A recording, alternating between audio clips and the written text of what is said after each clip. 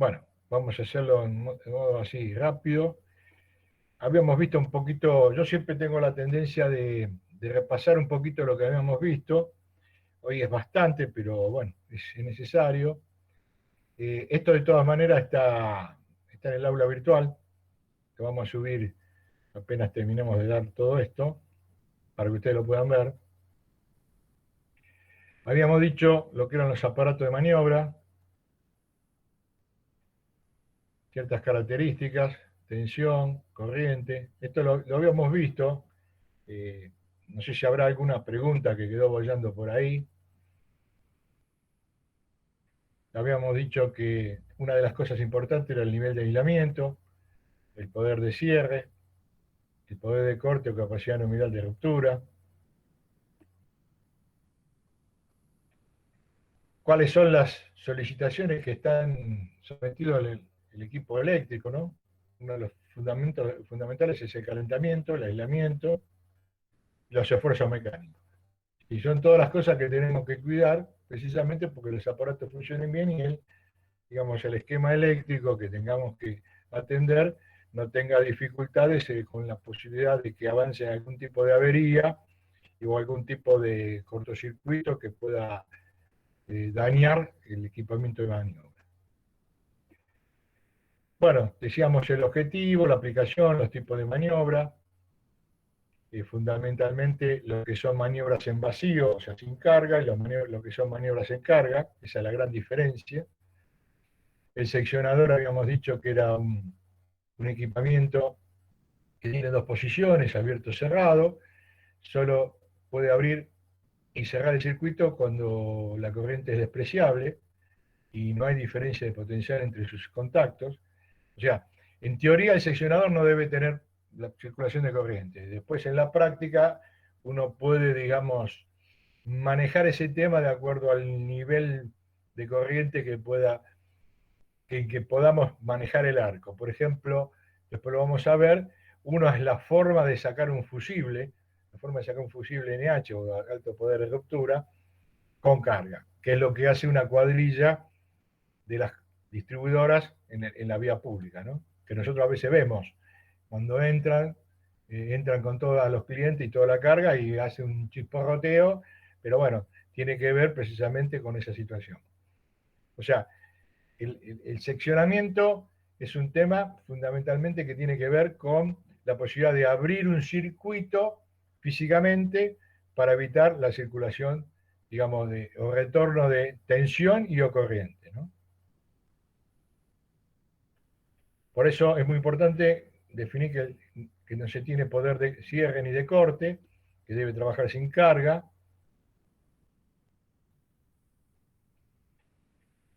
Dijimos dos estados abierto y cerrado.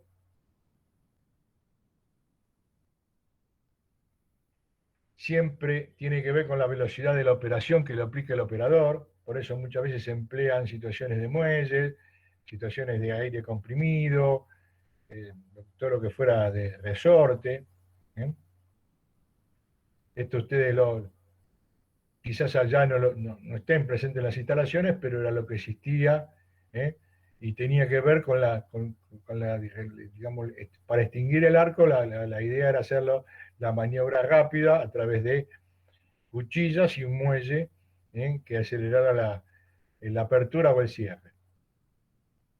Bueno, esto ustedes en las prácticas que han hecho en el laboratorio han visto los tipos de seccionamiento que tenemos, unipolares, bipolares, tripolares.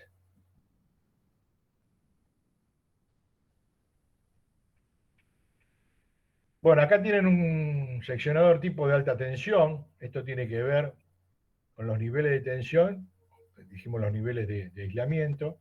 Tiene que ver con el medio, que el medio para extinguir el arco. Una cosa es el aire, otra cosa es el hexafluoruro de azufre, otra cosa es eh, el aceite. Es decir, distintos elementos que puedan operar para extinguir el arco y no dañar el equipo.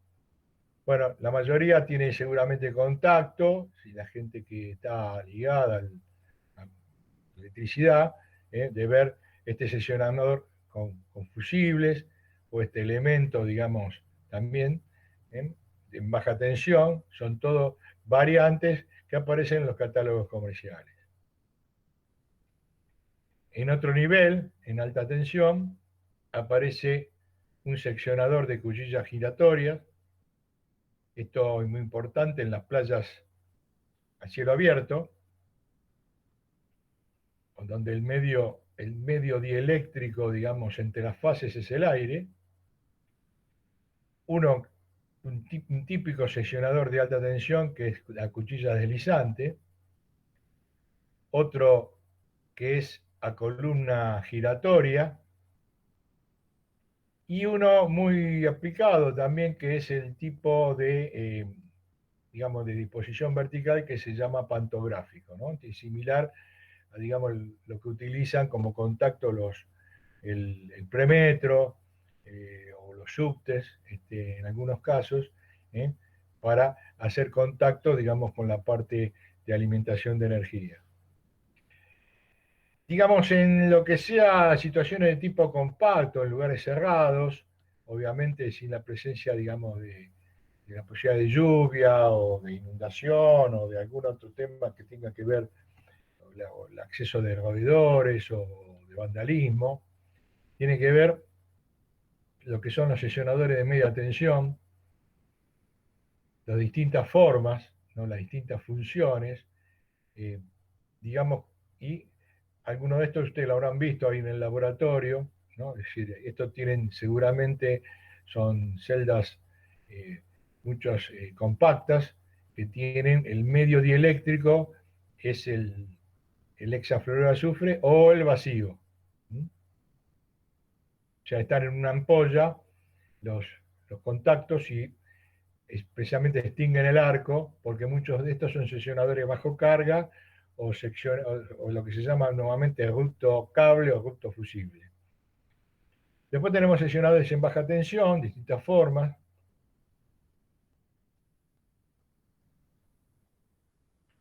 Son todas variantes que tienen que ver con digamos, la aplicación, ¿no? Esto es fundamentalmente en baja tensión. Entonces ya entramos en la categoría de interruptores. ¿A qué llamamos interruptor? Es un aparato mecánico que puede establecer una conexión, soportar un determinado nivel de tensión o carga e interrumpir el circuito en condiciones normales, es decir, normales de operación, ¿no? O sea, con tensión y corriente nominal, y circunstancialmente en condiciones de fallo, cortocircuito. O sea, que acá nosotros tenemos situación de carga normal, sobrecarga quizás, y eh, condiciones de fallo. Después el interruptor automático disyuntor, interruptor diseñado para interrumpir corrientes anormales como la de cortocircuito. Pequeño interruptor automático, lo que normalmente lo denominamos PIA, PIA, que es el aparato mecánico de conexión destinado a abrir y cerrar manualmente un circuito y abrir un funcionamiento automático cuando la intensidad excede un valor predeterminado, aplicando cuando la tensión es menor a 415 volts y la corriente es inferior a 82 amperes en instalaciones de baja tensión. O sea que esto lo vamos a ver en instalaciones de baja tensión. Esto es muy probable que lo veamos en media o hasta en alta tensión. ¿Cuál es la diferencia entre esta situación y esta? Que estos equipamientos, digamos, tienen una serie de cantidad de operaciones, digamos, programadas limitadas. En cambio, el pequeño interruptor automático es factible tener muchas operaciones, producto, digamos, del funcionamiento, digamos, de la operación, en que en baja tensión depende, por supuesto, de qué tipo de instalación estamos hablando, domiciliaria, el sector terciario, industrial. En ese sentido, como variante de ambos, del interruptor y el pequeño interruptor automático, tenemos el contactor. ¿Por qué aparece el contactor? Porque nosotros normalmente manejamos motores que tienen que prender, apagar, dejar de funcionar, variar la velocidad, hacer un montón de situaciones de trabajo, con lo cuales, si utilizáramos un interruptor, esto se dañaría rápidamente. Entonces el contactor es un aparato mecánico de conexión con una sola posición de reposo estable, abierto o cerrado, capaz de ser accionado por diferentes tipos de energía, pero no por la manual. Puede establecer, interrumpir y soportar las corrientes normales de la instalación y en ocasiones las de cortocircuito.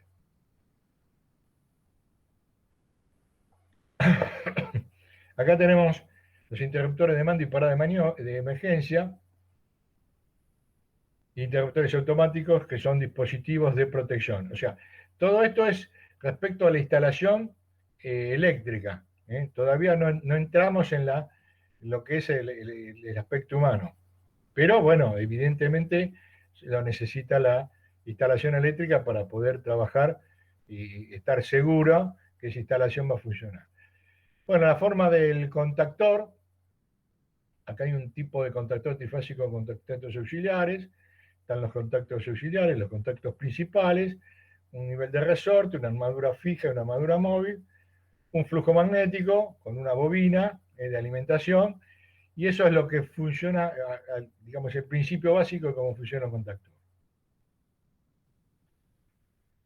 Tiene una sola posición de trabajo estable, permanece en la posición activa mientras reciba energía y soporta un elevado número de ciclos de cierre de apertura. Esa es la diferencia. Es decir, esto tiene que aguantar y es precisamente digamos, lo que le da la robustez con referencia a un interruptor o algún otro elemento.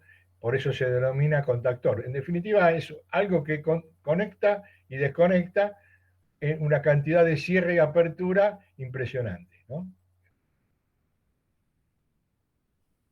¿Cómo son los tipos de contactores? Pueden ser electromagnéticos, la fuerza necesaria para cerrar el circuito proviene de un electroimán. Neumático, la fuerza efectual de la conexión proviene de un circuito de aire comprimido. Electroneumático, muy similar al anterior, el circuito de aire comprimido está gobernado por electroválvulas. Contactor con retención es aquel en el que, alcanzada la posición de trabajo, al ser alimentado el dispositivo de accionamiento, un sistema de retención impide su retorno. Cuando se deja alimentar, la retención y liberación para recuperar la posición de reposo pueden ser mecánicas, magnéticas, eléctricas y neumáticas. Bueno, acá tenemos un poquito más complicado, ¿no?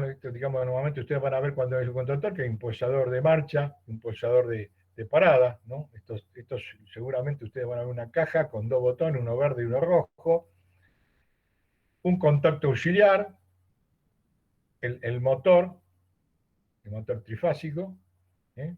Con las tres fases, la fase R, S y T, un resorte, la armadura fija, la armadura móvil, la bobina, ¿sí?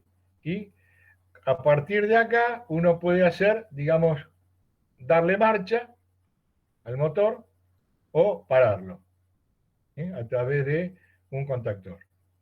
Esto es básico.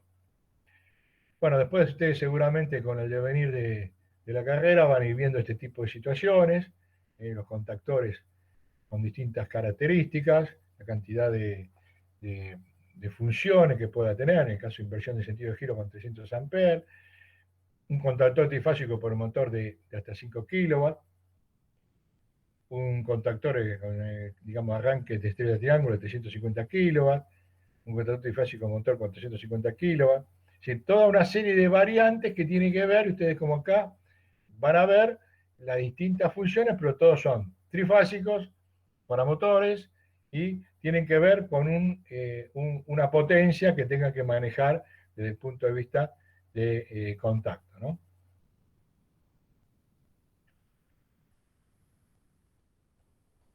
Nosotros tenemos dispositivos para protección contra la sobreintensidad. O sea, ¿qué es la sobreintensidad? Es una carga superior a la nominal, por encima, que, digamos, exige, aparte del conductor, que está preparado como tal para hacer, pero exige más al aislante, ¿no? El aislante lo produce algún tipo de daño, algún tipo de perforación, algún tipo, digamos, de envejecimiento que, digamos, a la larga, a la corta o a la larga lleva al cortocircuito. Entonces, ¿qué entendemos por sobrecargas? Corrientes mayores de la nominal que se mantienen durante largo tiempo. Provienen de un mal dimensionado de la instalación, producen aumento de las pérdidas y de la temperatura. ¿A qué llamamos cortocircuitos? Las corrientes muy elevadas debido a fallos de aislamiento, rotura de conductores, averías del equipo, errores humanos. O sea que el cortocircuito puede ser propio de la instalación, pero tiene un componente que puede ser el error humano. ¿Ok? Es, por ejemplo, si conectamos una fase, digamos una fase contra otra en un seccionamiento, vamos a producir un cortocircuito, obviamente. Los cortocircuitos producen los máximos esfuerzos térmicos y electrodinámicos. Recuerden esto, los máximos esfuerzos térmicos y electrodinámicos de la instalación, por tanto, deben ser eliminados en un tiempo lo más breve posible. Si no lo eliminamos, lo que va a hacer es dañar toda la parte de conductor, amén del aislante. O sea, lo primero que daña es el aislante. Y lo segundo, que es más grave todavía desde el punto de vista económico, es el conductor, ¿no? El conductor y el equipo. Para evitar todas estas situaciones, ¿sí? Sobrecargas, cortocircuitos, ¿qué podemos hacer? Bueno, en todos los circuitos poner cortocircuitos fusibles, o sea, algo que se queme en lugar del cable o del equipo, está preparado porque lo podemos cambiar, interruptores de potencia que puedan tener, digamos, su propiedad de poder precisamente abrir y o cerrar sobre un cortocircuito sin dañarse, y las combinaciones de maniobra. En el caso de los fusibles, bueno, seguramente todos habrán visto, digamos, un fusible de tipo NH o alto poder de ruptura, es una caja cerámica, lo habrán visto en el laboratorio, en tecnología, y lo habrán visto en alguna instalación particular o en las redes de la compañía, compañías eléctricas, en el cual, digamos, normalmente nosotros asociamos que tiene un hilo normalmente de una aleación de plata. Es decir, como la plata es mejor conductor, puede ocupar menor espacio. Y en este caso, este tipo de fusible lo que tiene es una lámina, que es el elemento fusible, que es tiene, digamos, una serie de agujeritos o una serie, digamos, de pequeños pasos para precisamente actuar y darle la curva necesaria para protección de una instalación contra sobrecarga y cortocircuito. ¿Cuál es la diferencia que va a suceder entre una sobrecarga y un cortocircuito respecto a este tipo de laminilla perforada y trabajada para que actúe? En el caso de una sobrecarga, esta parte que está acá se va a cortar y va a quedar esto indemne, o sea, se va a cortar la circulación de corriente al cortarse, digamos, la mitad de la laminilla, la parte más débil. ¿Qué sucede con el cortocircuito? Bueno, como es una gran corriente en un pequeño, digamos, tiempo, todo esto, digamos, va a tender a explotar y todo va a despedir y se va a depositar el material conductor, o sea, la aleación de esta laminilla, se va a depositar en las paredes del fusible. Por eso la mayoría de los fusibles, aparte, digamos, de las cuchillas de conexión que ustedes ven, ¿no? Que son cuchillas a veces de bronce, con un depósito, digamos, de algún tipo de material para darle, para que no se oxide, van a ver que está rellena de un sílice, ¿sí? De un sílice, para evitar precisamente que el depósito, digamos, de este material sobre las paredes implique una posible conducción, mala conducción por las paredes. O sea, al depositarse el material en las paredes, provoca una conducción que no sería la que nosotros estamos logrando, digamos, a través del elemento fusible. Por eso, digamos que esto tiene un elemento fusible, una cuchilla de conexión, un asidero aislado, y tiene digamos, unos ojales para colocarlo. O sea, como esto nosotros no lo podemos abrir, no lo podemos ver, simplemente nos damos cuenta si tiene continuidad o no, desde el punto de vista eléctrico a través de una prueba, digamos, de resistencia, de continuidad.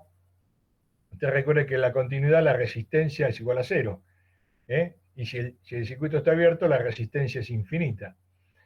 Entonces, la forma de saber visualmente es un indicador de función, que es un pequeño resorte, y cuando se corta la continuidad, esto funciona y hace ver a la persona, últimamente es de color rojo, es un botón indicador, que el fusible se quemó y no sirve, digamos. Ya no hay posibilidad de reconstituirlo. Hay que tratar de cambiarlo por otro que esté en condiciones, ¿no? Previamente a la verificación del circuito, lo que causó el problema, si la sobrecarga o el cortocircuito. Bueno, después está la carcasa de material aislante. ¿Cuál es la virtud del cortocircuito fusible? Permite desconectar corrientes muy elevadas en un espacio mínimo. Consta de un elemento fusible y de un medio de extinción del arco, arena de cuarzo, el sílice, ¿no? Cuanto mayor sea la corriente de defecto antes que se funde el elemento fusible, solo se puede utilizar una vez, se caracteriza por su elevada capacidad de ruptura, pues se llama fusible de tipo NH o con alto poder de ruptura. Bueno, acá está, digamos, la forma que trabaja el tema de la tensión, la corriente, ¿no? ¿Cuál es la tensión que soporta el fusible? Cuando se forma el arco de fusión del elemento fusible, la corriente de cortocircuito. Sí, todo esto son temas, ya que lo van a ver quizás más en detalle con instalaciones.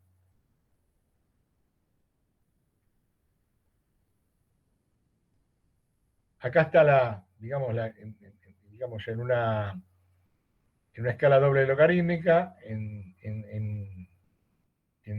abscisas la corriente en amperes y en ordenada el tiempo de fusión en segundos. Entonces está la corriente mínima de fusión, en el cual en esta parte funciona tranquilamente, digamos el fusible sin ningún problema, la banda de tolerancia, y cuál es la característica de fusión del fusible, ¿no? O sea que cada elemento fusible tiene un esquema de este tipo.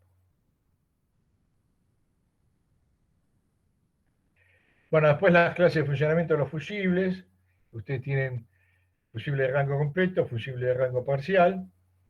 Después van a tener, digamos, es decir, las características, la denominación GL, GR, GB, AM, AR, que protege, por ejemplo, cables y conductores, semiconductores, equipo de minas, aparato de maniobra, semiconductores. O sea, cada característica de fusible tiene una función de acuerdo al uso, ¿no?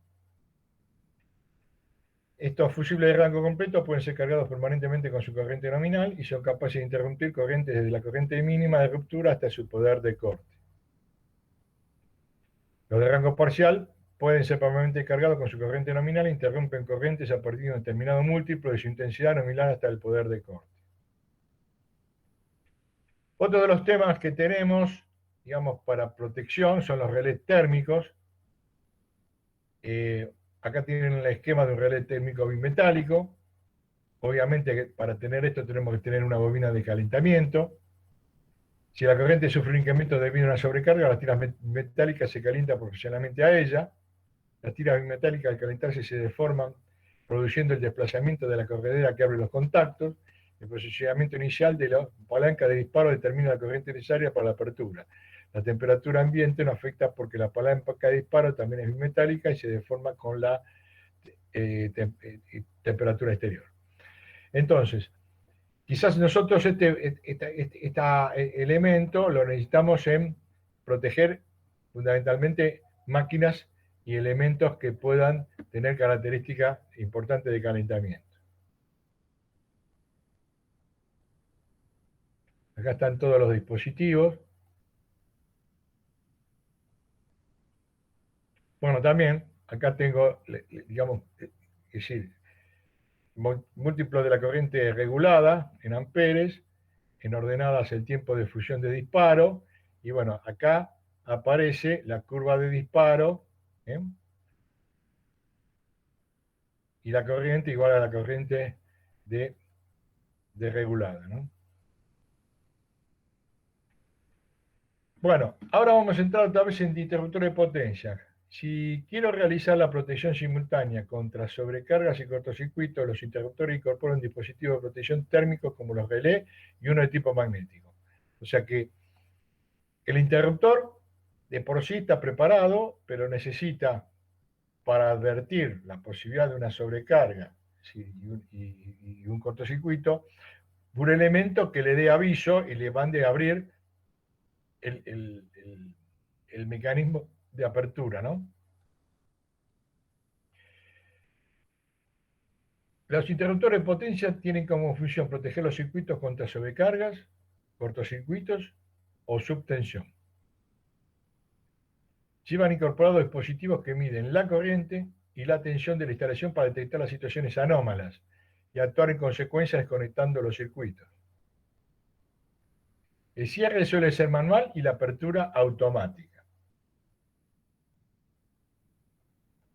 Su capacidad nominal de ruptura o poder de corte debe ser mayor que la corriente inicial simétrica del cortocircuito. O sea, estamos hablando de la corriente de cortocircuito que se establece en los primeros ciclos a continuación de producirse el fallo.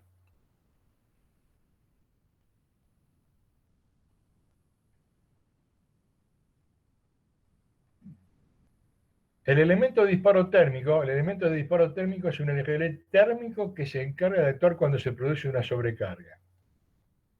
Elemento de disparo magnético. El elemento de disparo magnético es una bobina por la que circula la corriente a controlar. Cuando la corriente alcanza un determinado múltiplo de la intensidad nominal, la bobina atrae a una pieza metálica cuyo movimiento provoca el disparo de la protección. Su misión es la protección contra el cortocircuito.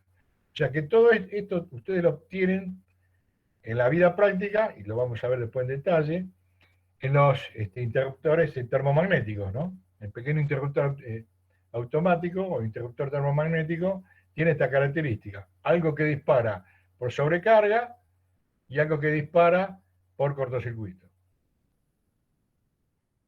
La curva característica de respuesta de un interruptor magnetotérmico, así se denomina, magnetotérmico. Normalmente nosotros hablamos de la térmica, pero en realidad, para hablar con propiedad hay que hablar como interruptor magnetotérmico o termomagnético. Consta de dos zonas, una para el disparo térmico y otra para el magnético. Para acá tienen, otra vez en abscisa las corrientes, en ordenadas los tiempos de disparo, y una característica que tiene que ver con la característica de disparo, y una banda de tolerancia que tiene que ver con la corriente, digamos, de trabajo, la corriente máxima que puede soportar, y después, bueno, o sea, dentro de esta zona podrá trabajar, y dentro de esta zona es, ya pasando esto, es cuando funciona el interruptor termomagnético o magnetotérmico.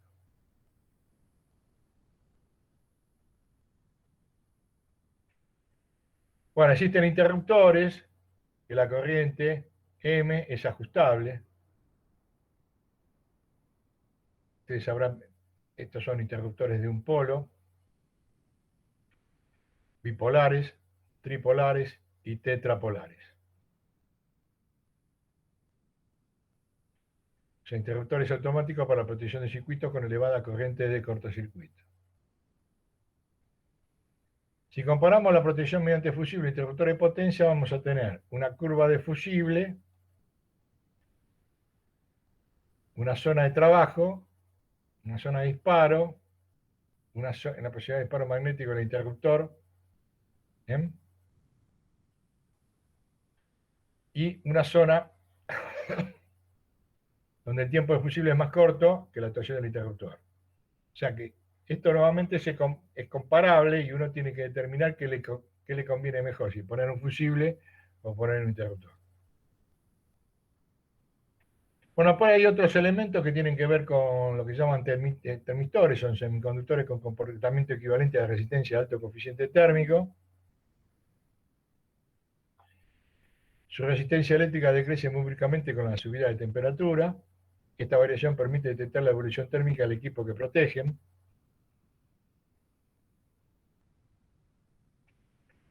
Acá hay digamos, vamos a ver un poquito, ya esto es más de las compañías eléctricas.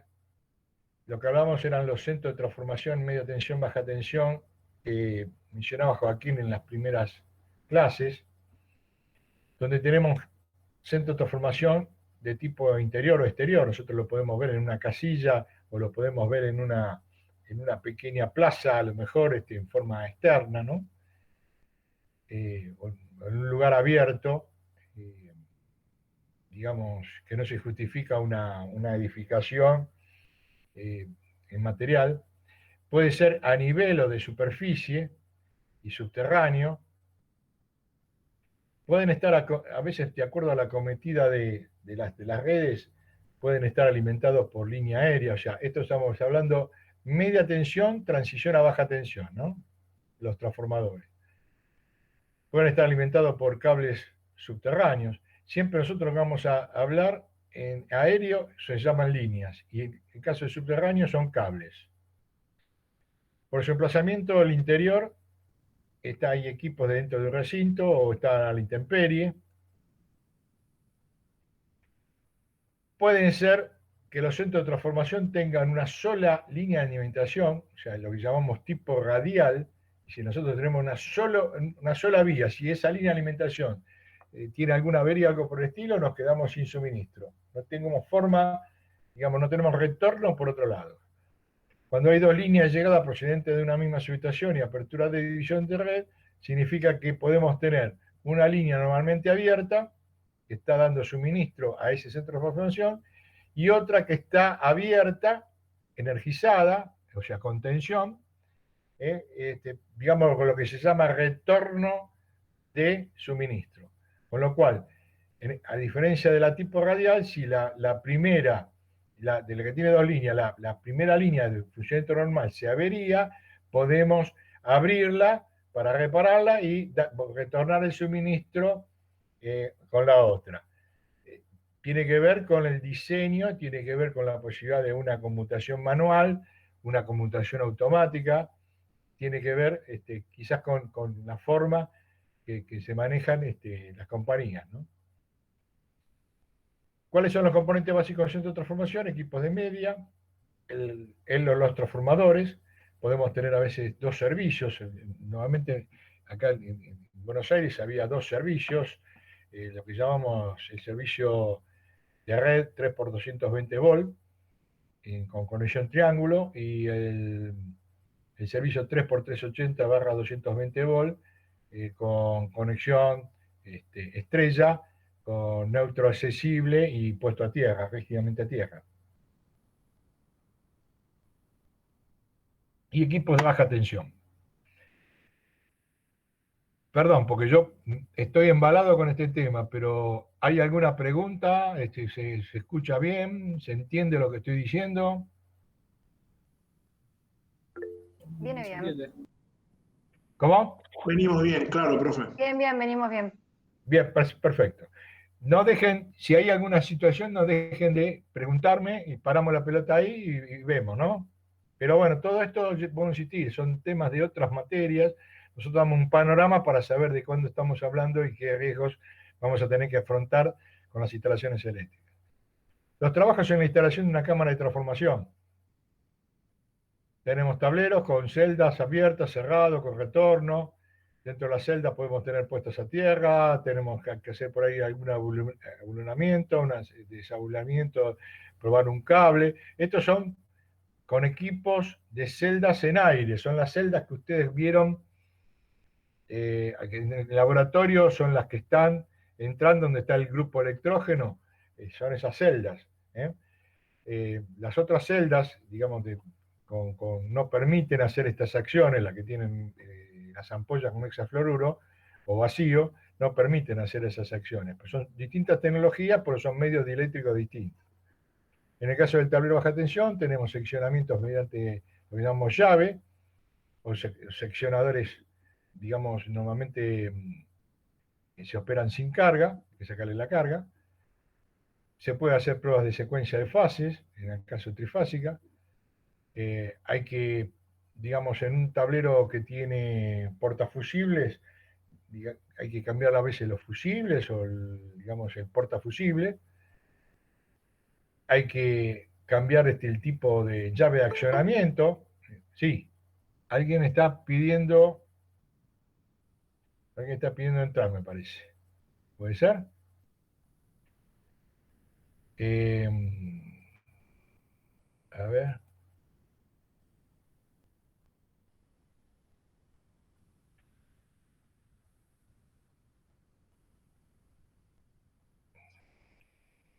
Sí, alguien quiere hallarse. Ariel Llanos.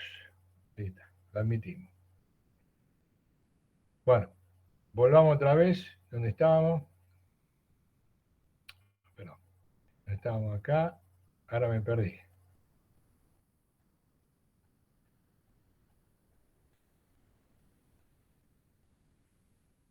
Ahí está. Vamos a seguir presentando. Bueno, muchas veces tenemos que usar pértigas o bastones para verificar la tensión, descargar el cable. O sea, estos que estamos mencionando son todas las acciones que hace un operario en un lugar, digamos, cerrado, que pueda tener problemas en el funcionamiento. Tiene que por ahí poner algún tipo de equipamiento a tierra, tiene que verificar fases o secuencia, tiene que ser la verificación de la puesta a tierra del centro de transformación, ya sea por protección, por descarga, de cortocircuito, y obviamente va a tener que utilizar elementos de protección personal. Eso es lo que se desprende de todo esto que estamos hablando. ¿Cuál es el problema de los equipamientos que puedo tener de media tensión? Bueno, evidentemente cuando hay eh, cargas importantes, fundamentalmente acá en la región del AMBA tenemos ese problema, es el calentamiento, el efecto Joule, la temperatura de función de las horas de trabajo. O sea, muchas veces ustedes habrán escuchado que cuando hay muchos días de calor, los transformadores no tienen respiro, entonces como no tienen ciclos digamos, de calentamiento y enfriamiento, llega un momento que el transformador no aguanta desde el punto de vista del aceite, el aislante, el líquido que tenga, ya se satura y obviamente se comienza a dañar toda la parte interior y es lo que lleva a que el sistema entre en todas las protecciones y o queda el daño, en el caso de cortocircuito, puede causar el daño del equipo, ¿no? Y por eso tienen que cambiar el transformador muchas veces.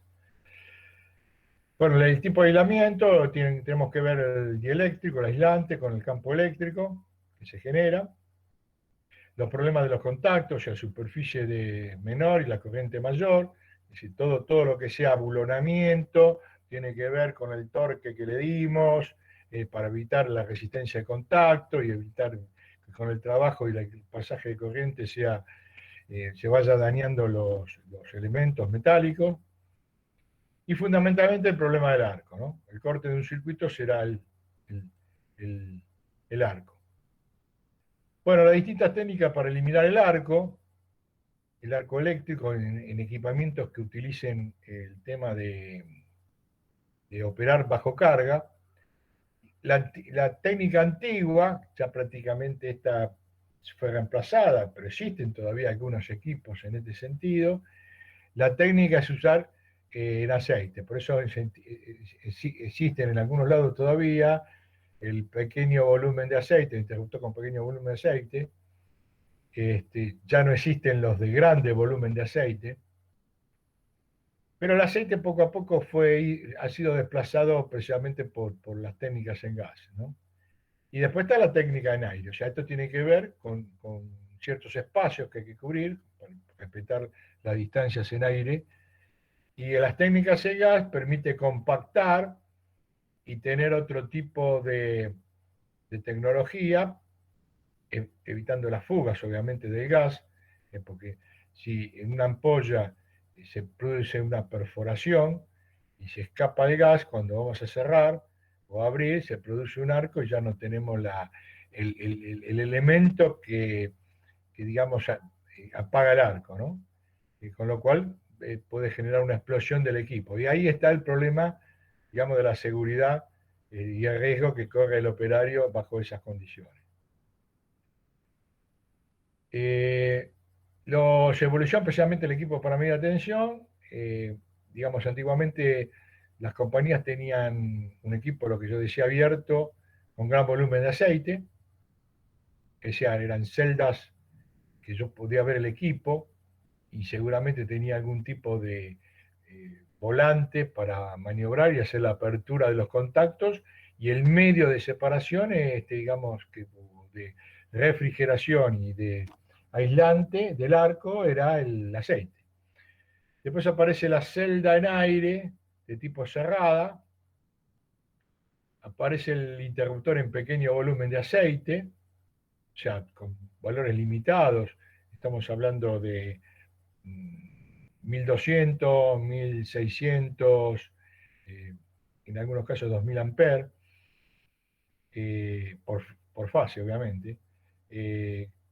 Después aparecen las cajas sesionadoras en SF6 y las celdas en hexafluoruro de azufre, ¿no? O sea que son todos temas estos que se irán ustedes seguramente perfeccionando y viendo un poco el funcionamiento, pero nosotros acá le vamos a dar un panorama. Norberto, una Sí, pregunta. sí, En la anterior ahí diapositiva, sí. Espera que voy para atrás. Uy, no puedo ir para atrás. ¿Ven cómo es? Bueno, no puedo ir para atrás. Espera que bueno, voy. no, Espera, las dos eran de SF6, ¿no? espera que la busco. La anterior era esa. ¿Sí? Porque- no, porque me dice caja seccionadora en CF6, quizás es Sí, otro sí, tipo está mal escrito. Ah, bien, bien, bien. Es fluoruro de azufre, o sea, S de Perfecto. azufre, F de flúor y Ujú. 6 por la relación que existe de moléculas. Correcto, correcto. No, no, es decir, quizás en esta presentación van a nombrar errores, especialmente en la medida que lo vamos viendo, lo vamos a ir perfeccionando. Bueno, entonces ahora continúo. Si acá yo le estoy dando un panorama un poco, y acá tengo, bueno, estos son los, digamos, los tipos de seccionadores que se usaban antes, ¿eh? Con placa de mármol, de Pertinax, y bueno, supuestamente debería acá haber, en algunos casos tenían y en otros no, resortes para hacer, pero todo esto dependía en forma manual. Acá está el arco que se produce, ¿ok? Entre conductores. Acá están los diferentes dispositivos empleados para la extinción del arco, o sea, lo que es parachispas, lo que es la ruptura brusca, lo que son los cuernos de extinción, ustedes los van a ver mucho de esto en línea aérea, el soplo magnético, el corte en aceite y el soplo neumático. O sea, es decir, el problema fundamental es cuando yo tengo un elemento en carga, es digamos, el arco eléctrico lo tengo que extinguir. Entonces tengo que usar algún tipo de método para que como el arco es ingobernable, tanto sea en la dirección como en la magnitud, tengo que tratar de acotarlo y extinguirlo cuanto antes. Bueno, acá tienen algunos elementos también, transformadores.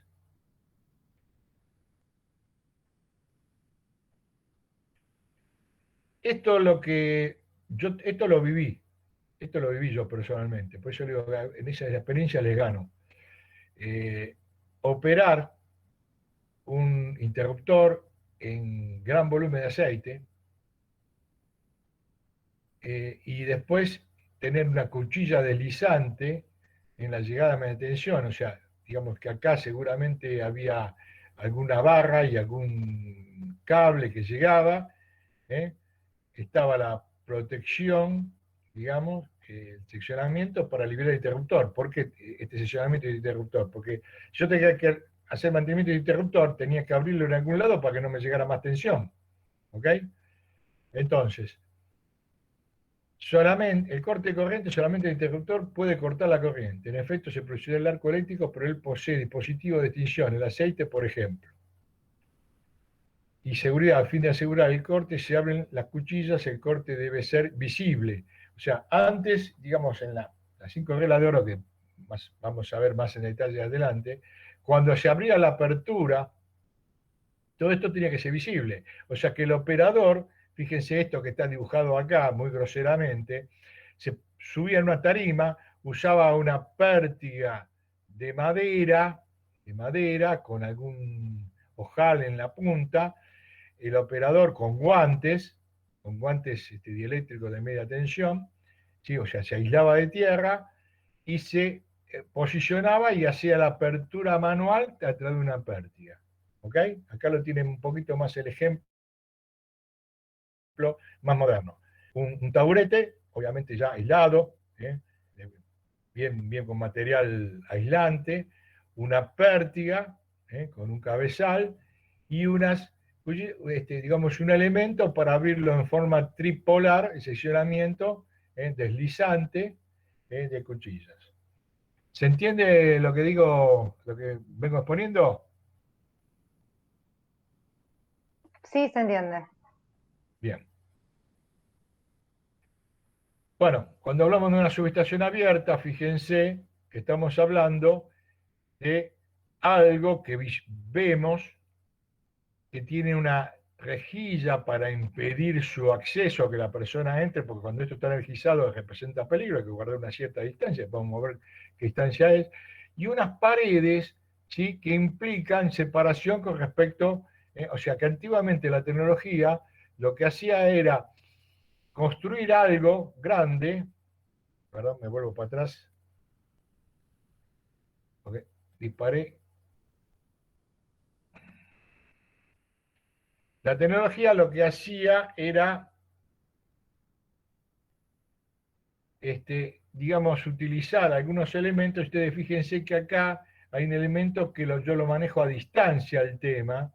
O sea, seguramente es una palanca que acciona una biela manivela, algún excéntrico que permite accionar mecánicamente y hacer la apertura o cierre. Bueno, acá se ven, por ejemplo, elementos fusibles, el tipo de fusible que hay, lo que se llama normalmente fusible HH, son fusibles de media tensión.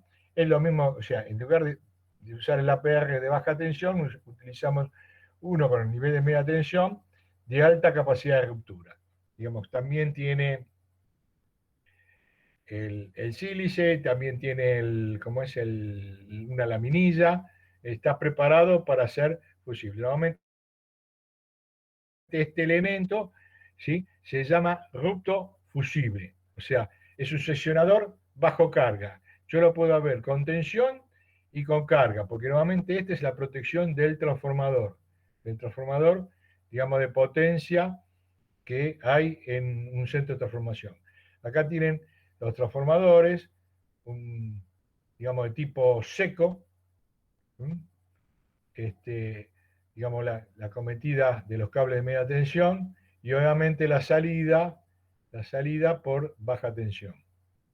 Y después, bueno, tiene un tipo de elemento, digamos, para a través de un ojal de sacar y conectar un puente, digamos, entre una conexión y la otra, para hacer una continuidad y hacer una apertura de un seccionamiento en forma manual. Y acá tienen, o sea, este es unipolar y este es tripolar. Esto que ustedes ven acá se llama, normalmente, se lo conoce como, fíjense que acá tienen fusible, digamos, los aisladores que están apoyados, ¿eh? Y tienen este seccionamiento está abierto. Supuestamente, cuando yo lo cierro, como esto puede operar bajo carga y se crea un arco, o sea, yo tengo tensión de acá y carga de acá. Cuando lo cierro, provoco una especie de arco eléctrico que acá, en esta cámara, donde falta el oxígeno, es como un acordeón, se llama cámara apagachispas. O sea, cuando yo conecto, esto tiene, es decir, entra primero, no entra la cuchilla, la parte metálica con mucha superficie, sino que entra un pequeño conector, ¿sí?, hace la conexión, hace el arco, se extingue por esa cámara en las tres fases al mismo tiempo. ¿Bien? Ese es un tipo de seccionamiento muy utilizado en la industria y hasta no hace mucho se usaba mucho en las distribuidoras. Quizás algunas instalaciones en algunos lados todavía mantengan este tipo de tecnología. Acá